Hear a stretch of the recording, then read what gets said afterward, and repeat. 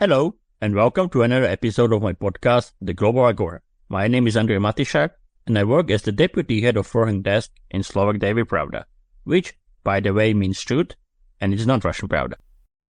Cas Mudde is a Dutch political scientist, or as he prefers to call himself, a politicologist, one of the foremost scholars on the far-right in Western democracies, and a professor at the University of Georgia.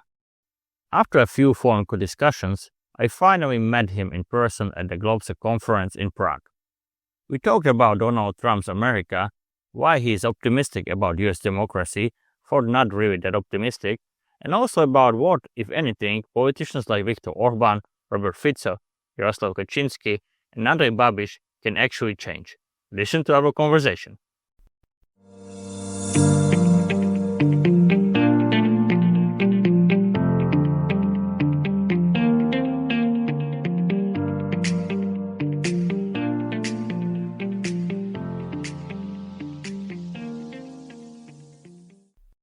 If you enjoy what I do, please support me on Coffee.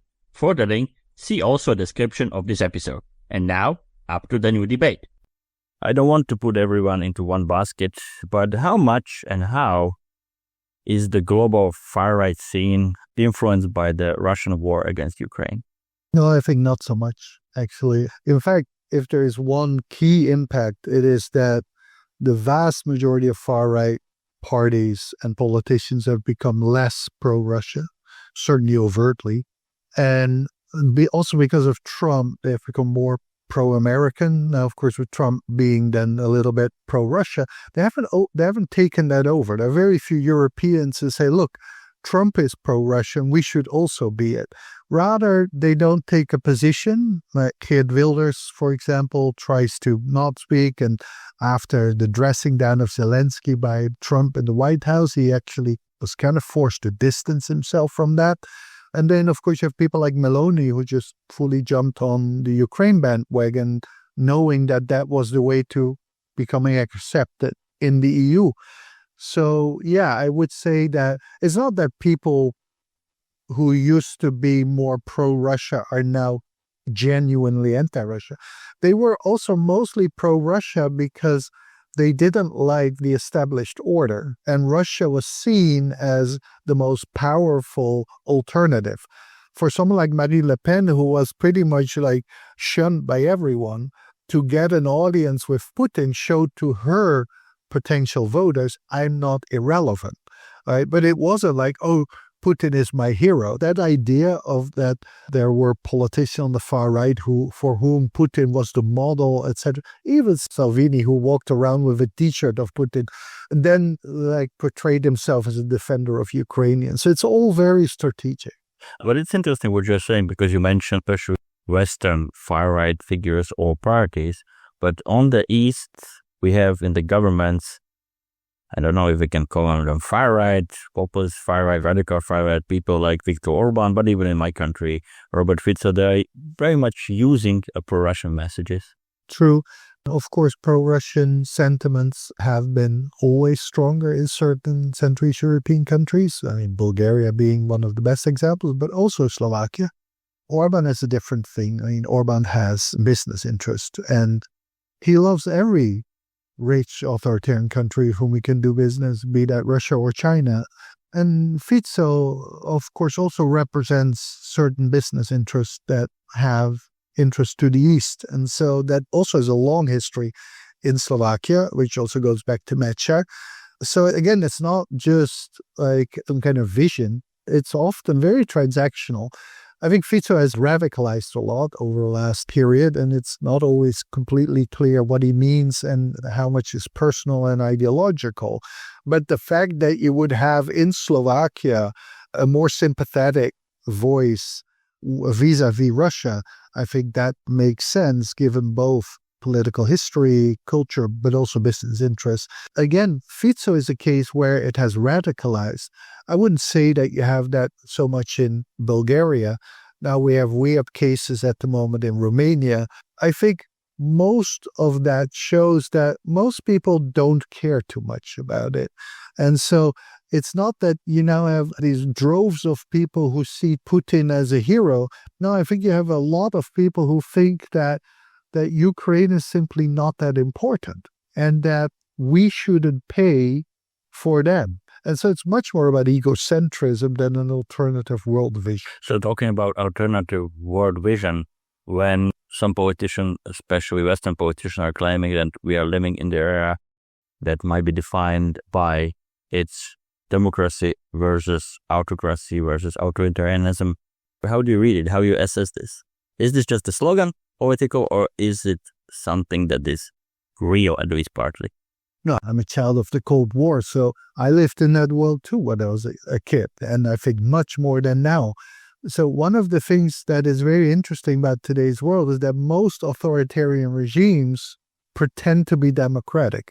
And that says something, like that says that it's still the norm. For someone like Orban, he cannot be too openly authoritarian. If he could be, then Peter Magyar would probably already be investigated or in jail. But So can happen. It still can happen, but it will probably harm him because the voters of even people like Trump and people like Orban see themselves as Democrats. And so democracy is still kind of the norm. The liberal democracy, on the other hand, is much more problematic. And that has a lot to do with the fact that even liberal democratic politicians often kind of have a very simplistic discourse about politics and pretend that the majority can do whatever they want. And then the majority wants something, then they say, well, we can't do that because of the law or the EU or whatever. And so one of the things that we find out now is the many limits that there are to majority rule, which were there before but weren't questioned in the same way. And I think for me, what also plays roles, people are much more assertive. They don't just follow leaders anymore. On top of that, it's much easier to criticize everyone because you can do it online and anonymously. So a similar question as the first one. How much and how is the global far-right scene influenced by the war in Gaza and the military action of Israel in the Middle East?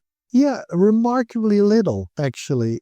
So there was always an anti-Semitic element to certain far-right, particularly in Central Eastern Europe. There was some support for Palestinians among West European far-right, but these were often the smaller groups. What we see now is what is sometimes called Judeo-nationalism, which means that Jews are integrated into the national discourse, where the tolerance towards Jews is an indication of the superiority of Western values and the inferiority of Islam, because it's all about Islamophobia. And you do see that. So, for example, Marine Le Pen is very strong on defense of Israel and standing against anti-Semitism. Hill's a bit different because he truly is a Zionist and it's not strategic. But you do see a pro-Israel position overall, which is mostly fed by Islamophobia, partly because the other way around, the Likud government has done a lot in normalizing the far right, and it's of course a far right government, so they see an ally there. But electorally, it plays no role. But how much are you surprised? I don't know if this is a good word, but how much are you surprised by the fact that, the Prime Minister of the State of Israel, Benjamin Netanyahu, is openly raising far-right elements? Not at all, because this has been going on for decades. It wasn't so well known, but first of all, Likud is part of ECR, one of the groups, a part of another group too. But there are people within Likud pretty high who have for decades lobbied for the normalization of various far-right groups. The contacts have been very close for a long time, and particularly Netanyahu is an opportunist who will do whatever. And particularly they found each other, of course, with Orban. But it also fits the narrative of Netanyahu and the Israeli far right, which is a very similar narrative to the far right in Europe, which is that the Western Europe has become weak, partly effeminate, and is being threatened by viral and strong and virile Muslim population. And the left has by and large chosen the Muslim population as their new electorate and have thrown the Jews like under the bus. That's something that is dominant in the discourse of Netanyahu about Europe, but it's of course also very close to this great replacement theory that the far right have. So they are allies. I mean, are the far right of Europe truly pro-Jewish? Probably not, right? But at the moment it works. Because when we spoke after the first victory of Donald Trump in 2016, you said Donald Trump has embodied the American far-right scene, but that doesn't mean it has infiltrated mainstream politics. It has, however, grown bigger. Can we now say that the radical or even extreme far-right ideas are an integral part of the mainstream politics in the US? And what does it mean for American democracy? Yeah, I mean, mainstream right-wing politics is Trump politics. Like, there is no conservative Republican Party anymore. There are undoubtedly conservatives in it, but they don't dare to openly be it. On top of that, since that period, Trump has radicalized significantly, and we now see important people who, not just the J.D. Vances who come out of nowhere and don't represent anything, talk about like Haitians eating dogs and cats, but we see Rubio, like, by and large defending the invasion of Greenland and Panama, all kind of other things. So at the moment, like, the Republican Party is the Trump party. There is no conservative movement in the traditional sense. That can change at any moment. That's the weird thing. It is, right? that it can change, It can change, absolutely. Because the vast majority of Republicans, of course, are radical right, but they were that before. But they also are concerned with being reelected. And if Donald Trump becomes a liability to that, and if he shows weakness, they will change. And the midterms are coming up. There's a lot of Republicans who are very worried about the tariffs and what they will do. Trump also can probably not run another time, and legally he cannot, but it could. I don't think it will happen. Once that is the case, his power goes down. His power actually over the Republican Party is purely that he still dominates the primaries. And in the US, most elections, particularly in the House, are fought in primaries because they're gerrymandered in such a way that whomever wins either the Democratic or the Republican primary, depending on where you are in the country, wins the election. Now, there is a core in the primaries that votes on Trump. That core can go down. Importantly, the other part can go up. And so, for me, things are not set in stone. The far right will be a much bigger part of the Republican Party because it's now institutionalized through things like the Heritage Foundation. But in the end, at the moment, it's still an alliance and people are still following Trump because they think that's the way to power. I don't think Marco Rubio believes in annexing Greenland and Panama. He doesn't care enough about it to stand up to it, right? But if Trump would go tomorrow, would Rubio still argue for this? No, he wouldn't. So you sound relatively optimistic about the future of American democracy. Maybe I get you wrong, but you basically are saying that things might change relatively quickly. But what is your biggest concern when you look at the Trump regime and the future of the American democracy?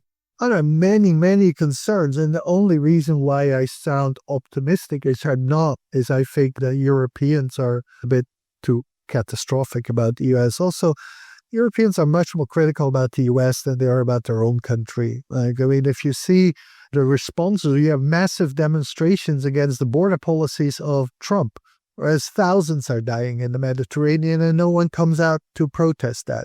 So this is in part just kind of an inherited anti-Americanism where people feel, oh, they're always racist and etc. Just like the Americans think the same about Europe, by the way. I live there and I'm a political scientist and I know how phenomenally complex the American political system is. There are veto powers everywhere. Nothing gets done in the way that it can get done in Hungary. And so for me, it's a bit like the EU. Like I never think that the EU is going to go completely wrong or completely good because it never will go completely anywhere. To me, that's the case with the US. Is it possible that there will be civil war? Sure. Everything is possible in the USA. Is it possible that there will be fascism, whatever that is these days, in debate? Sure that it's possible. Is it possible that the Democrats win the midterms and then frustrate almost all the policies of Trump? Yes, also very possible. And actually more possible than the Civil War and fascism options, in my opinion. By the way, I just talked to Larry Diamond and I asked him that if I can use the word fascist, when describing Trump. So it seems that, and he said he was very hesitant. He said we shouldn't do it, basically. So what's your view? Yeah, I mean, I don't like the discussion because I think it distracts. I personally don't like the use of the term fascism because even though I don't think fascism is exclusive to the period of 1930s, 40s, you can't take away all of its core issues. And for me, fascism core issues are mass mobilization, are the belief in violence, not just as a means to an end, but as an end in itself. Fascists believe that violence purifies the nation, the world. There are other elements to that are just not there. And so when I see things, the Timothy Snyder argument or whatever, most of that is not fascism, it's right-wing authoritarianism. It has happened in regimes that we traditionally do not call fascist. And so by having this debate, like we talk far too much about things that are irrelevant, and it makes it very easy for Trump to show to others that I'm not a fascist. I don't want to kill 6 million Jews. And that's the end of debate, but that shouldn't be the debate. You're not just bad if you're a fascist. Like right-wing authoritarianism has created horrible regimes in Argentina and Brazil without ever being fascist. So one last thing, and we mentioned Central Europe before. So do you think there is any kind of coherent and maybe even complementary vision, political vision of people like Viktor Orban, Robert Fico, Jarosław Kaczynski, Andrej Babiš, or those figures are very different, they're doing very different things. Some of them might look very similar, but still doing different things. Yeah, I mean, this is a very diverse group. Even Orban and Kaczynski are very different, but I mean, when you bring in Fico and Babiš, it's all over the place. However, they have a lot of grievances that they share, and so it's an anti-coalition more than anything, which sees advantages in banding together to protect them from the wrath of the established regime.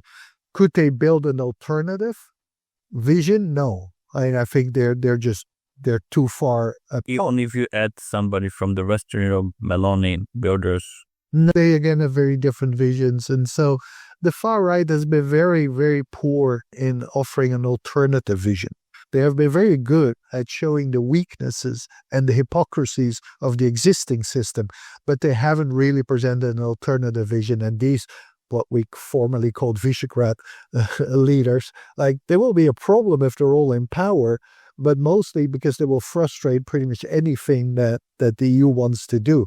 But they will not steer the EU in a coherent different vision. But they will change their countries, like Orban did to Hungary. Yeah, but Fico doesn't have the same power as Orban. Babiš will never have the same power as Orban. And so they will make it worse, but they won't, I don't think, they can't change the constitution in the way that they did. They can't replace. The Hungarian political system is extremely simple, and his majority, because of the electoral system, was so large that he could govern alone.